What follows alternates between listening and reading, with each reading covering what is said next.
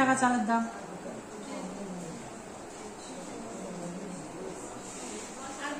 এখন ওই দিদি যদি খাওয়ায়, ওই দিদি নাও খাওয়াইতে পারে।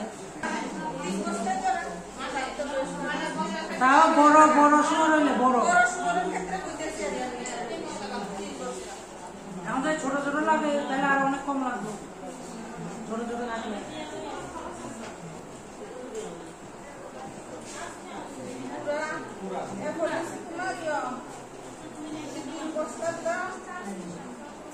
পুরার বস্তা কত করে?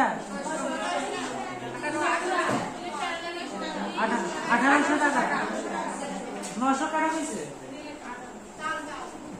চাল। 900 পুরা কত? 1800।